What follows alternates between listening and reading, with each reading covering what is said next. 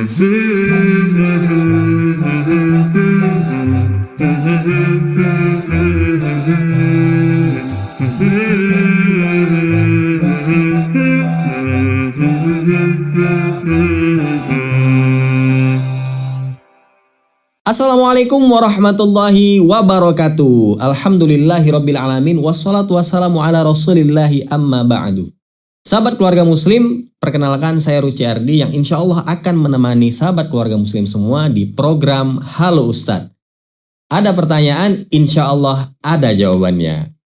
Ya, sahabat keluarga muslim, di episode pertama kita kali ini, ya, program ini akan melakukan tanya jawab dengan Ustadz. Yang pertanyaan ini langsung dari masyarakat. Jadi apabila sahabat keluarga muslim ingin melakukan pertanyaan atau ada pertanyaan, silahkan kirimkan ke nomor WhatsApp 0822 6706 4546 dengan hashtag Halo Ustadz. Kemudian sahabat keluarga muslim, tidak jemu-jemunya kami menyampaikan kepada sahabat keluarga muslim semua untuk terus berdonasi kepada Salam TV Peduli ya, agar kami bisa terus mengudara di tengah-tengah umat. Oke, langsung saja kita ke pertanyaan pertama. Sebelum itu kita hubungin dulu Ustadz ya. Assalamualaikum Ustadz. Waalaikumsalam warahmatullahi wabarakatuh. Iya, Ustadz izin bertanya nih Ustadz. Waktu itu saya pernah safar ke sekitar pegunungan dan melakukan camping di sana. Namun setelah sampai puncak, saya dan teman-teman baru mengetahui kalau tidak ada toilet. Sementara air yang dibawa cukup pas-pasan untuk minum. Bagaimana jika hendak sholat dengan air yang tidak cukup untuk membasuh seluruh badan, hanya sebagian anggota tubuh saja? Apa yang harus dilakukan ya Ustadz? Mohon pencerahannya. Ya, terima kasih akhi yang dirahmati Allah Subhanahu wa taala. Mengenai tentang syariat tayamum, dikatakan adalah tayamum itu dilakukan apabila dengan dua faktor. Pertama adalah faktor ketika di mana kita tidak mendapatkan air. Jadi bagi orang yang kemudian tidak mendapatkan air, maka disyariatkan untuk bertayamum. Kemudian yang kedua, penyebab yang kedua adalah apabila mendapatkan satu permasalahan. Permasalahan ini contohnya ketika mereka dalam keadaan sakit, luka. Dan ini keadaan tertentu ini yang membuat dia boleh untuk bertayamum. Berbicara tentang tayamum, pernah terjadi pada sahabat ketika ada orang yang terluka, kemudian dia bertanya kepada para sahabat yang lain bagaimanakah caranya untuk agar dia ketika dalam keadaan yang junub untuk membersihkan hadasnya. Maka kata para sahabatnya, maka dia harus mandi. Maka seketika itu dikatakan ketika mandi bertambah sakitnya maka meninggal. Nah, ketika ini ditanyakan kepada Rasulullah maka dia mestinya harus melakukan tayamum. Di sini korelasi dengan pertanyaan bagaimana kemudian orang yang berjalan naik gunung tidak mendapatkan air, hanya yang ada adalah pada air minum saja. Apakah kemudian ini digunakan untuk tayamum, apakah untuk berwudu? Maka dikatakan kalau tidak mendapatkan air lain, maka jangan digunakan air minum untuk berwudu. Dikhawatirkan apa? Ini adalah dalam keadaan yang genting. Keadaan yang genting, maka dia harus menempatkan mana yang kebutuhan untuk hidup dan kebutuhan untuk beribadah. Maka air minum yang ada itu digunakan untuk tetap dijaga, untuk dia bisa bertahan hidup. Dan seandainya dia ketika jalan mendapatkan air, maka dia harus berwudu dengan air. Tapi ketika tidak, maka gunakanlah tayamum. Dan air itu biarkan adalah untuk minum ketika dia dalam perjalanan tersebut. Wallahu ta'ala a'lam. Iya, Masya Allah sekali ya jawaban dari Ustadz Muslim yang sudah menjelaskan kepada kita semua bagaimana jika dalam keadaan darurat seperti itu apabila kita tidak ada air ya, kita bisa bertayamum, teman-teman. Jadi mungkin ini bisa jadi apa ya, semacam bekal kita juga ya. Jadi kalau seandainya kita nanti pengen naik gunung ya, muncak, atau kita memang tahu kalau tempat-tempat seperti itu emang sulit airnya, kita mungkin bisa bawa persediaan air yang lebih banyak. Atau mungkin kita bisa di perjalanan sebelum kita sampai puncak itu kita menjaga wudhu kita. Jadi ketika kita sholat, kita masih bisa langsung sholat karena wudhu kita masih ada. Atau mungkin kalau memang waktu sholatnya itu bisa dijama, ya kita jama aja. Ada hal-hal yang memang dimudahkan dalam agama kita, jangan kita persulit seperti itu ya. Oke, terima kasih Ustadz Muslim yang telah memberikan jawaban yang sangat Masya Allah ya. Sahabat keluarga Muslim semua, tadi sudah kita dengarkan dan insya Allah kita akan lanjutkan di pertanyaan berikutnya. Namun setelah pesan-pesan berikut ini. Bagaimana dengan masjid yang tempat wudhunya dicampur antara laki-laki dan perempuan?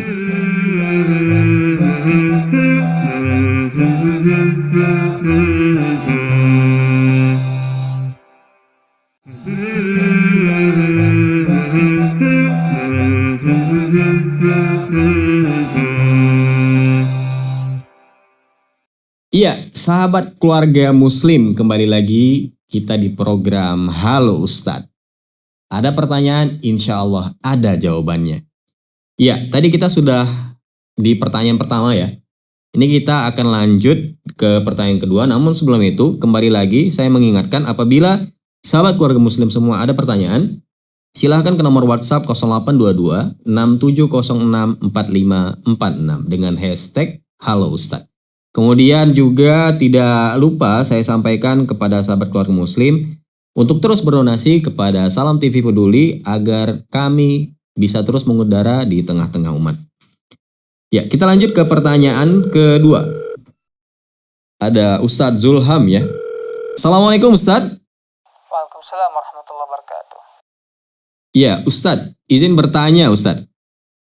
Bagaimana dengan masjid yang tempat wudhunya dicampur antara laki-laki dan perempuan? Saya pribadi merasa tidak nyaman Ustadz, karena besar kemungkinan aurat saya, perempuan di sini sepertinya, aurat saya akan terlihat. Mohon pencerahannya Ustadz. Barakallahu fikum. Bismillah, alhamdulillah, wassalatu wassalamu ala rasulillah. Baik, dari pertanyaan tadi kita pahami memang itulah fitrah seorang wanita memiliki rasa malu, yaitu ketika dia melihat ya ada sebuah masjid tempat wudhunya bercampur antara lelaki dengan perempuan.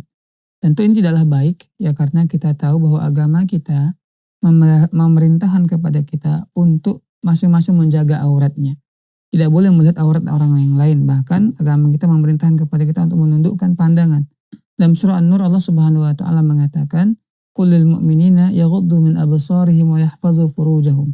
Katakanlah kepada orang beriman, hendaklah mereka menundukkan pandangan mereka. Ini merupakan salah satu perintah dari Allah yang menunjukkan bahwa tidak boleh kita itu untuk melihat aurat orang lain. Begitu juga tidak boleh memperlihatkan aurat kita kepada orang lain. Maka yang seperti ini, ya seorang muslimah hendaklah selalu menjaga auratnya. Kalau didapati umpamanya ya sebuah masjid yang mana kamar mandinya itu bercampur baur, mungkin cari masjid yang lain. Ataupun mencari ya bagaimana caranya supaya dia bisa berwudhu dengan aman dan nyaman ya tanpa terlihat auratnya oleh laki-laki yang lain. Nah kemudian juga kalau seandainya tetap dipaksakan, dikhawatirkan ada beberapa pelanggaran syariat yang akan terjadi. Termasuk juga ketika seseorang ya bercampur baur dalam satu kamar mandi, selain terlihat aurat masing-masing, terjadi juga yang namanya ikhtilat. Nabi SAW melarang nama ikhtilat. Laki-laki bergabung dengan perempuan, sebaliknya perempuan bergabung dengan laki-laki. Ini Nabi SAW larang. Dan tujuannya apa? Tujuan tentu untuk kemaslahatan kita bersama. Agar kita bisa menjaga hati kita, kemudian juga untuk menjaga supaya jangan sampai jatuh kepada perbuatan yang Allah Subhanahu wa taala haramkan, seperti zina, bersentuhan yang bukan mahram. Maka inilah salah satu hikmah kenapa agama kita melarang kita untuk berikhtilat ataupun melihat aurat orang yang lain. Nah, kemudian kita sampaikan juga kepada pihak BKM masjid, ya, hendaklah seharusnya untuk lebih syar'i lagi melaksanakan perintah Allah Subhanahu wa taala agar kita sesama kaum muslimin dan muslimah jangan melihat aurat orang lain ataupun berikhtilat bercampur baur dengan orang lain ya, untuk menyiapkan tempat wudhu masing-masing. Di sini tempat wudhu ya untuk pria, di sini juga tempat wudhu untuk wanita. Tentunya kalau seandainya dibutuhkan dana, insya Allah banyak di antara kaum muslimin yang akan bersedia menyumbangkan dananya untuk membuat kamar mandi yang berbeda bagi laki-laki maupun perempuan. Tujuan kita adalah semoga Allah Subhanahu wa taala ya menerima amal soleh kita, kemudian juga ibadah kita tidak tercampur dengan kemaksiatan kepada Allah Subhanahu wa taala. Dan insya Allah ya bagi para pengurus masjid ya jika ini dilaksanakan dengan memperhatikan hukum-hukum syariat kita, memisahkan antara laki-laki dan perempuan ya dalam ya hal untuk tempat berwudu dan semisalnya, mendapatkan pahala di sisi Allah Subhanahu wa taala. Nah, bagaimana pula kalau seandainya mungkin ada yang bertanya di tempat-tempat umum seperti ya di kamar mandi yang ada di mall ataupun di kamar mandi yang ada ya tempat-tempat umum umpamanya. Ini bagaimana? Maka di sini seorang muslimah berusaha semaksimal mungkin jangan sampai terjadi ikhtilat, kemudian jangan sampai terlihat auratnya oleh laki-laki yang lain. Wallahu taala a'lam. Ya, Masya Allah sekali ya jawaban dari Ustadz Zulham ya. Ya, sahabat keluarga muslim, ini memang sering sekali kita jumpai ada masjid atau maupun musola sih yang lebih sering ya. Tempat wudhunya itu dicampur antara laki-laki dan perempuan dan hampir tidak ada pembatas. Ini juga lumayan meresahkan sih, karena kalau perempuan tuh wudhu pasti auratnya kelihatan ya. Kan rambutnya, kemudian dia gulung lengan bajunya juga pasti kelihatan. Dan kita juga lebih beresiko untuk bersentuhan nantinya. Selain beresiko, ya kalau bisa hal-hal seperti ini dihindari, seperti yang dikatakan Ustadz Zulham. Kalau bisa kita cari musola atau masjid lain. Jangan dipaksakan di situ kalau memang di situ bercampur ataupun di situ ada laki-laki. Namun kalau memang terpaksa, kalau saran saya boleh mungkin di dalam kamar mandinya kali ya. Biasanya kamar mandi masjid itu tidak ada yang khusus kamar mandi doang, ada juga yang khusus memang untuk buang air seperti itu. Jadi kalau memang bisa tapi lebih bagus kita cari tempat lain untuk lebih berhati-hati dan lebih menjaga diri agar tidak terlihat tadi auratnya. Ya, semoga tercerahkan ya, Ukhti. Ya, terima kasih untuk pertanyaan yang sudah dijawab oleh Ustadz Zulham. Kemudian apabila teman-teman semua jangan lupa untuk terus menyaksikan program ini ya, karena kita akan kembali lagi setelah pesan-pesan berikut ini. Ustadz, saya ingin bertanya terkait bagaimana hukumnya buang angin ketika sesudah salam pertama.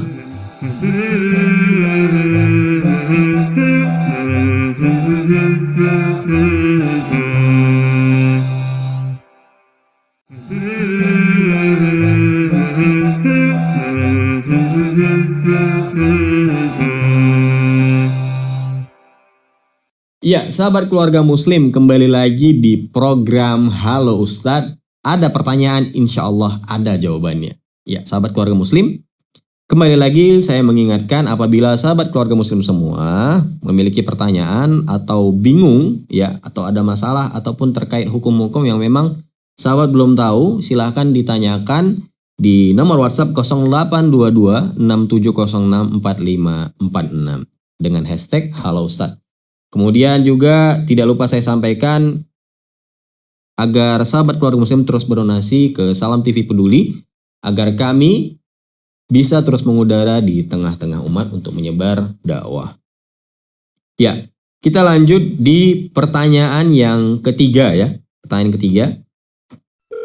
Kita akan coba hubungi Ustadz Rosyid ya.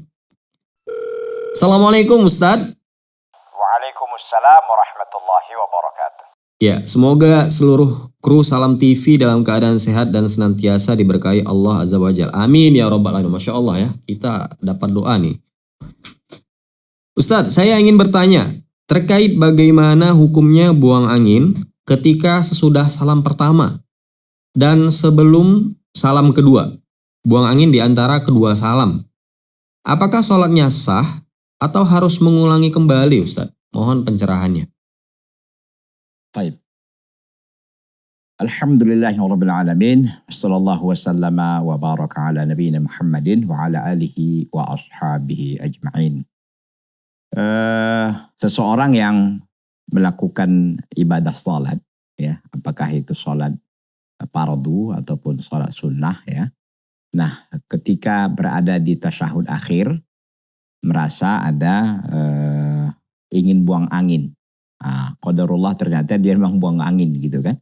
Buang angin setelah dia salam pertama, ya, sebelum salam kedua. Bagaimana hal ini? Kalau kita lihat di dalam riwayat Abu Daud dan yang lainnya, Rasulullah SAW mengatakan, miftahus salati at-tuhuru, wa tahrimuha at-takbiru, wa tahliluha at-taslimu. Bahwa kunci, ya, awal salat itu adalah at-tuhuru, bertoharoh, gitu, bersuci. Tahulah kita bahwa orang yang ingin melakukan ibadah salat harus dia berwudu, kan gitu. Nah, jauh sebelum wudu dia harus sebenarnya memastikan dirinya suci dan bersih dari hadas besar, hadas kecil, dan sekalian najis juga, gitu kan.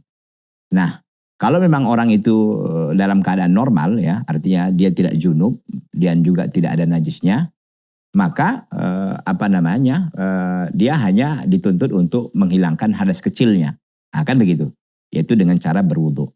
Nah, kemudian tahrimuha at-takbiru, haramnya itu ketika takbir, artinya ketika dia takbiratul ihram, maka dia haram untuk melakukan hal-hal yang dibolehkan sebelum sholat. Nah, berikutnya tahliluha at-taslimu, yang menjadikan dia selesai, artinya halal, udah selesai dari sholat adalah salam. Makanya kata para ulama adalah salam yang pertama itu adalah wajib, sementara salam yang kedua itu adalah sunnah. Ah, itu sebagaimana juga dinukil oleh Ibnu Mundir. Nah, di dalam hadis Anas bin Malik dalam Sunan Al-Baihaqi rahimahullah dikatakan bahwa Anas menceritakan kana Nabi SAW yusallimu taslimatan wahidah. Bahwa Nabi SAW itu salam hanya sekali, gitu. Nah, dari sini para ulama menjelaskan ketika seseorang itu buang angin, ya, mohon maaf dengan bahasa kentut begitu kan, setelah dia salam pertama, maka sholatnya sah. Sholatnya sah dan itu tidak membatalkan sholatnya. Kenapa? Karena dia sudah sampai dia pada salam pertama. Berbeda keadaannya kalau dia sebenarnya belum salam pertamanya belum, gitu kan. Nah, dia buang angin, maka sholatnya batal. Ya, sholatnya batal. Maka kalau sudah sampai di salam pertama, ya, baru keluar angin, nah bersyukurlah sholatnya sah. Karena apa? Karena salam pertama itu adalah wajib dan itu sudah cukup untuk membatalkan sholat. Artinya sudah selesai dia, sudah sempurna sholatnya. Ya, adapun salam kedua itu adalah sebagai sesuatu yang sunnah saja, jadi tidak membahayakan dan tidak merusak sholatnya. Bahkan sholatnya sah. Dengan catatan tadi itu, ya, dia buang anginnya ketika sudah sempurna salam pertamanya. Wallahu ta'ala a'lam. Iya, syukron jazakallah ya Ustadz atas jawaban yang sudah disampaikan. Ya, ini memang sahabat keluarga muslim, ya. Ini sering terjadi, ya, khususnya saya pribadi juga. Kadang-kadang kita tuh ragu ini buang angin atau bukan. Kadang-kadang memang dia di penghujung seperti itu baru mau terbuang dia seperti itu kan. Tapi ya penjelasan dari Ustadz Rosyid tadi cukup jelas, ya. Jadi ya di antara kedua salam itu kalau memang kita sudah selesai salam pertama, insya Allah salat kita sudah sah.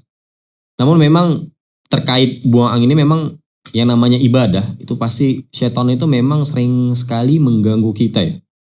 Apalagi terkhusus di ibadah. Kadang aja nggak soal buang angin, namun pikiran-pikiran kita dibuat kita banyak menghayal, berimajinasi dan lain sebagainya, padahal kita sedang beribadah pada Allah SWT. Namun terkait buang angin tadi sudah disampaikan dan mudah-mudahan teman-teman semua bisa tercerahkan dan mengetahui apabila sahabat keluarga muslim semua terjadi buang angin ketika di antara salam pertama dan salam kedua. Ya, sahabat keluarga muslim, tidak terasa, ya, untuk episode ini kita sudah menjawab 3 pertanyaan dari teman-teman yang sudah mengirimkan ke nomor kita. Jadi kalau ada teman-teman yang ingin bertanya, silahkan ke nomor WhatsApp 0822 67064546 dengan hashtag #alustad. Dan jangan lupa juga agar terus berdonasi ke Salam TV Peduli di nomor 2110067128 agar kami terus mengudara di tengah-tengah umat untuk menyebarkan kebaikan.